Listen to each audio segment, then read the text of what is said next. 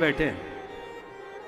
जो अपनी आत्मा को दिव्यता में प्रतिष्ठित करना चाहे वही आत्मदेव है। तो हम लोग कल्पवास कर रहे हैं या संगम में स्नान करने आए हैं, कुंभ स्नान कर रहे हैं, इसलिए हम सब आत्मदेव हैं।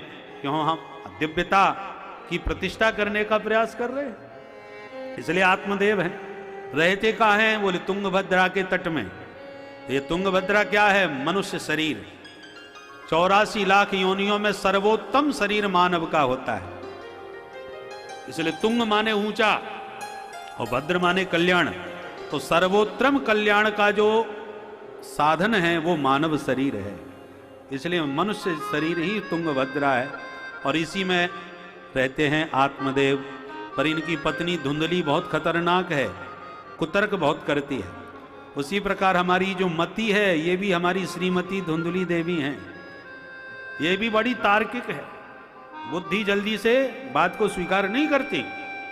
हम जब कथा सुनते हैं तो सिर झुका के और हिला हिला के कहते हैं सिर को, बिल्कुल ठीक कहा महाराज जी ने, ये बात तो बिल्कुल पक्की कही, सच्ची कही। पर वो श्रीमती जी बैठी कहती हैं कितनी भी खोपड़ी हिला लो, घर चलो फिर देखती हूं। और जैसी दुकान पर बैठे सुई बुद्धि ने खुरापात चालू कर दी।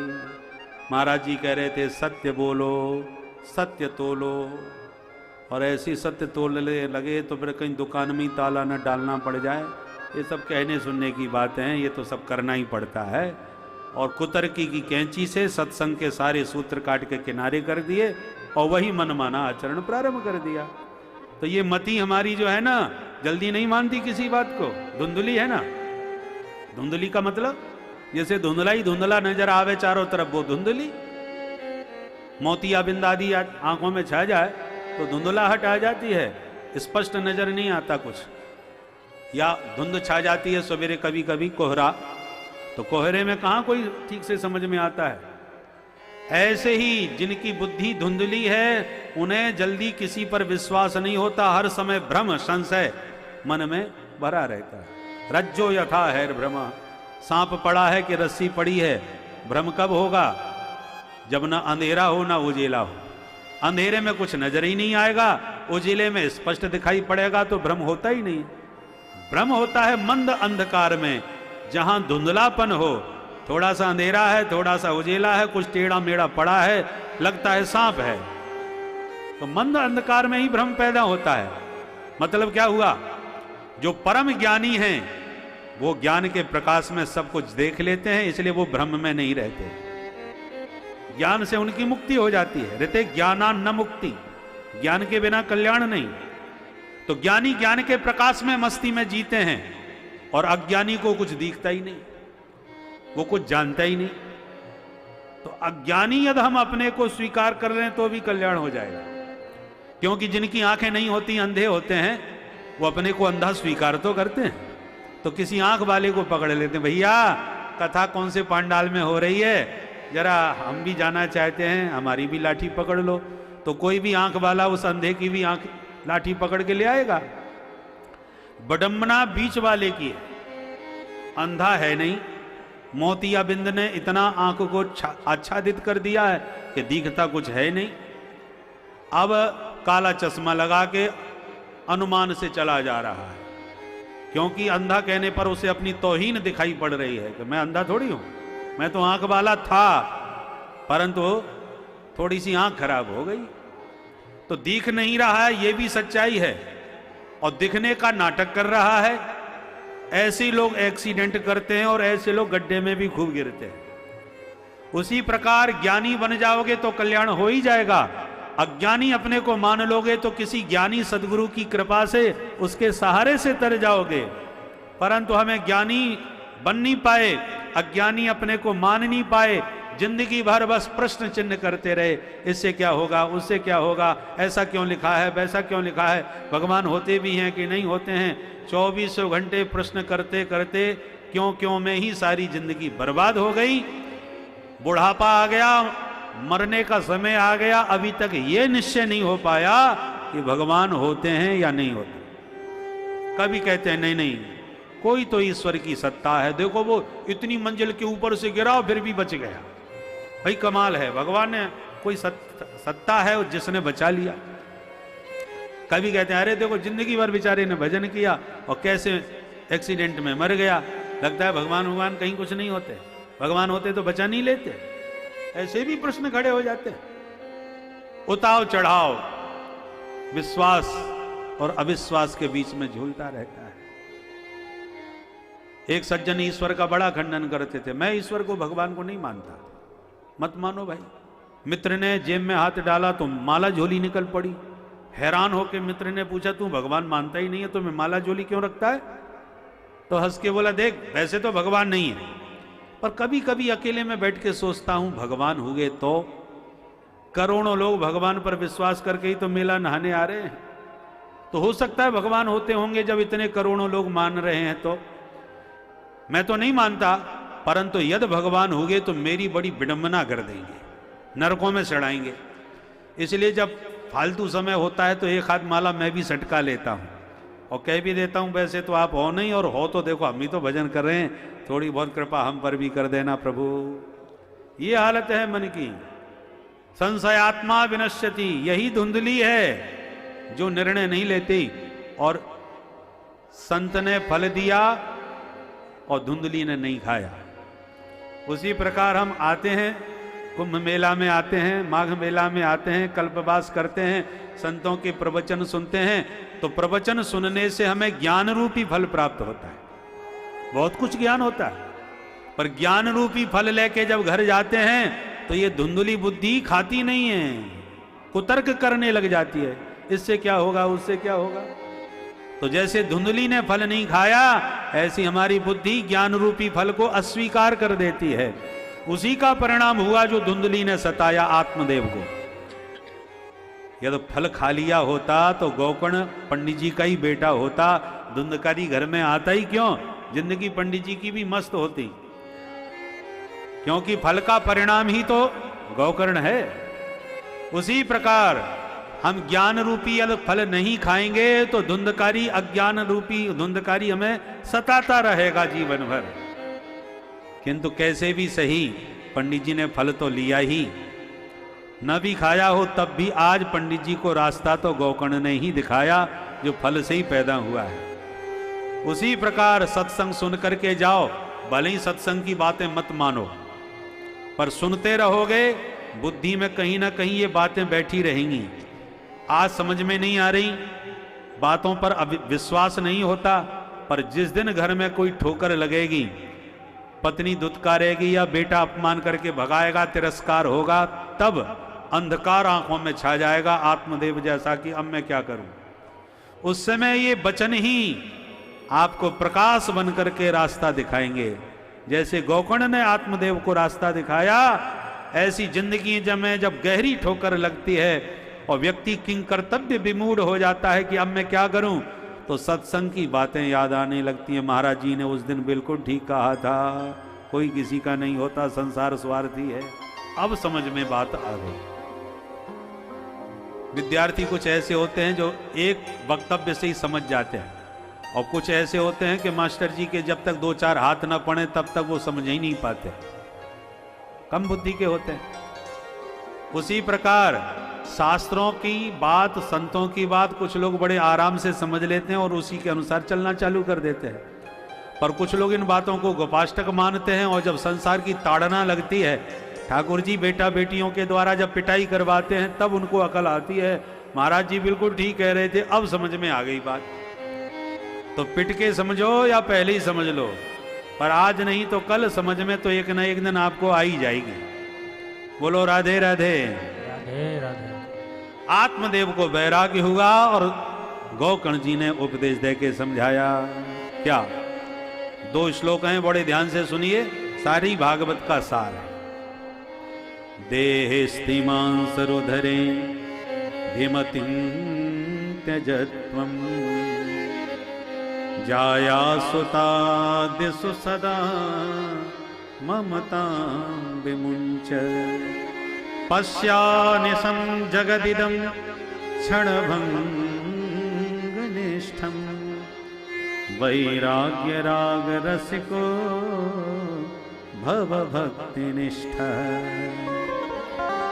धर्मं भजस्व सततं त्यज लोक धर्मा सेवस्व साधु पुरुषा जहि काम तृष्णा अन्यस्य दोष गुण चिंतनमासु मुक्त्वा सेवा कथा रसमहो नितरां पिबत्वम्। गौकर्ण जी कहते हैं पिताश्री देहिस्ति मांस रुधरे अभिमतिम त्यज। सबसे ज्यादा आसक्ति इस शरीर में होती है। लाखों रुपए महाराज इस शरीर को चमकाने में हम लोग खराब कर देते हैं, परंतु ये भूल जाते हैं ये किराए की धर्मशाला है, काया कुटी खाली करना पड़ेगा। इसलिए चाहे जितना चमका लो, आज नहीं तो कल ये किराए का मकान आपको खाली करके जाना ही पड़ेगा। और साथ ही साथ जैसे एक तो अपना मकान होता है, एक कीली भी ठोकते हैं तो 10 बार सोचते हैं दीवार खराब हो रही है। और एक किराए का मकान होता है, जहां मर्जी आवे मार दिया हथौड़ा, क्योंकि 1 साल के लिए मिला है, खाली करके चले जाएंगे। दोनों में कितना अंतर है। ये भी पंचायती धर्मशाला है, 5 पंचों ने बना करके तुम्हें किराएदार, जैसे हम लोग जगह जगह से आए हैं, महाराज जी की धर्मशाला, महाराज जी का बाड़ा, हम लोगों को एक एक टेंट मिल जाता है कि रहो भैया, प्रेम से गंगा नहाओ और फिर जाओ, मेला खत्म। उसी प्रकार ये धर्मशाला कुछ दिन के लिए मिली है, परमानेंट नहीं है। किसी को 50 साल के लिए, किसी को 70 साल के लिए, किसी को 100 साल के लिए, किसी को 125 साल के लिए, और किसी को 5 साल में ही खाली करवा लेते हैं। तो मैनेजर का मन है वो किसको कितने दिन के लिए बुक करे, ये बुकिंग के ऊपर है। परंतु आप कब्जा नहीं कर सकते, मकान जबरदस्ती मार पीट के भी खाली करवा लिया जाएगा, क्योंकि पंचों की धर्मशाला है। छित जल पावक गगन समीरा, पंच रचित अति अधम शरीरा। परंतु बंगला बड़ा जोरदार बनाया है। इसमें देखो, जरा कल्पना करके देखो, इस बंगले में मोटे मोटे सरिया लगे हैं मजबूती के लिए। मकान बनाते ना, जितना मोटा सरिया हो उतना ही वो मजबूत माना जाता है। नींव भी गहरी है, और फिर बढ़िया पहले तो ईंटों से, सीमेंट आदि से सब मटेरियल ढक दिया जाता है, गारा भी भर दिया जाता है मजबूती के लिए। तमाम सीमेंट मिला करके उसमें भर देते हैं, मजबूत और हो गया। पर ये सारा गंदा मटेरियल दिखता है, इसलिए उसको सीमेंट से पूरा प्लास्टर करके छुपा दिया। और फिर भी अच्छा नहीं लगा तो फिर थोड़ा डेंटिंग पेंटिंग कर दी, चमका दिया। तो ऐसी हड्डियों के तो इसमें सरिया पड़े हैं, मांस मज्जा रक्त आदि को मिला करके इसमें महाराज गारा बना करके भर दिया है, ताकि हृष्ट पुष्ट नजर आवे। पर ये सब गंदगी दिखाई ना पड़े, इसलिए चमड़ी का बढ़िया लेप लगा दिया, सब साहित्य छुपा दिया। उसके बाद काला गोरा रंग रोगन करके इसको चमका दिया, तो चमक चेहरे में आ गई। परंतु नेक भी महाराज कहीं गिर पड़े और भीतर का मटेरियल बाहर निकल आवे, तब देखो महाराज कितना घृणित लगता है। इसमें 9 दरवाजे हैं और एक VIP गेट है 10वां, वो किसी किसी का खुलता है, नहीं तो बंद ही रहता है। जो बड़े बड़े योगींद्र मुनींद्र होते हैं वो 10वें द्वारा से हैं ब्रह्मरंध्र का भेदन करके जाते हैं, ये 10वां द्वार है, बाकी तो 9 दरवाजे हैं। तो इतने सुंदर दरवाजे इस महल में हैं, परंतु इन सभी दरवाजों से खिड़की खोल देते हैं।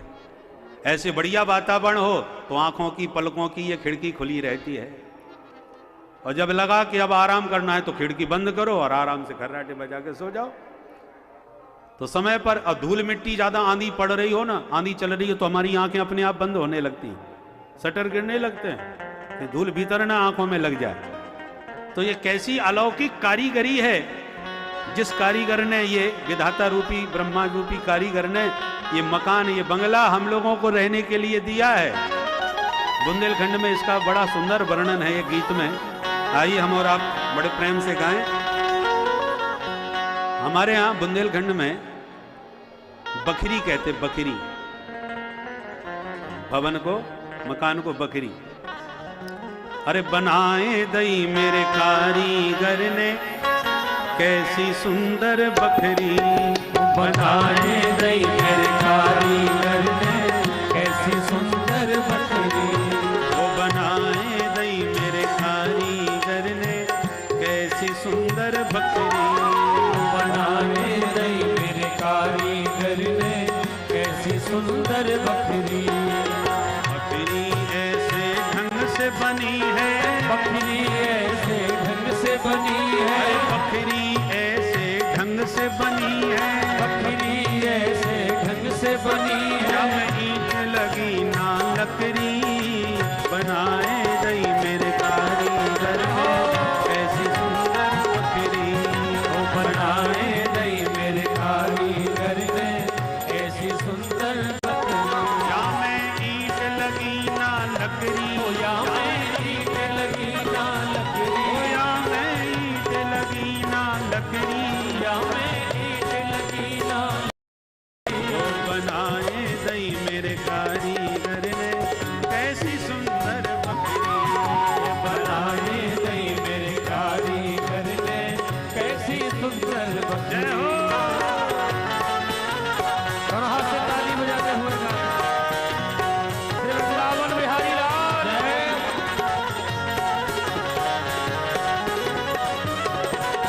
नाप तौल के कारीगर ने कैसी सुंदर बकरी, बनाए बनाए दई मेरे कारीगर ने कैसी सुंदर बखरी। अरे बकरी ऐसी अजब बनी है, बखरी ऐसी अजब बनी है, ये बकरी ऐसी अजब बनी है, बखरी ऐसी अजब बनी है, अरे ना चौड़ी ना सकरी, बनाए दई मेरे कारीगर ने कैसी सुंदर बकरी, वो बनाए दई मेरे कारीगर ने कैसी सुंदर बखरी। बकरी ना चौड़ी ना सकरी, बकरी ना चौड़ी ना सकरी, बकरी ना चौड़ी ना सकरी, बकरी ना चौड़ी ना सकरी, वो बना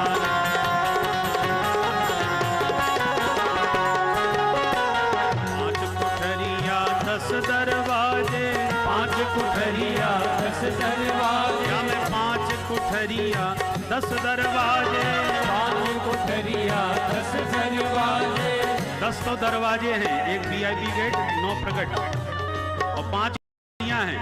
आनंदमय कोश, अन्नमय कोश, प्राणमय कोश, विज्ञानमय कोश, मनोमय कोश, ये 5 कोठरियां हैं। पुराने जमाने में माताएं कोठरी बना करके किसी में अनाज भर देती थी, किसी में कुछ भर लेती, ऐसी इस कोठरिया में 5 कोठरी हैं। अरे 5 कोठरिया 10 दरवाजे, 5 कोठरिया 10 दरवाजे, 5 कोठरिया 10 दरवाजे, 5 कोठरिया 10 दरवाजे, और 3 गुणन से जकरी, बनाए गई मेरे कारीगर ने ऐसी सुंदर बकरी, बनाए दई मेरे कारीगर ने कैसी सुंदर बखरी। बकरी 3 गुण सुंदर बकरी, वो बनाए दई मेरे कारीगर ने कैसी सुंदर बखरी। जय हो।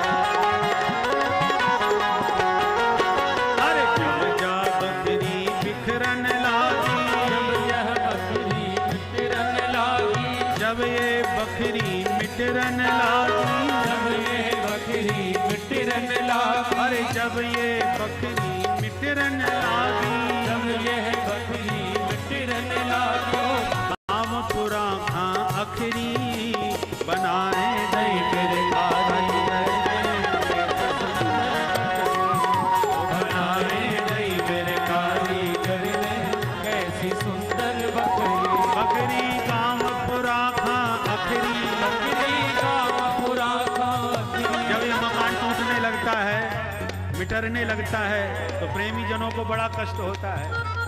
काम पुरा खा अखरी बकरी, पूरा आखिरी वो बनाए गई मेरे कारीगर ने कैसी सुंदर बकरी।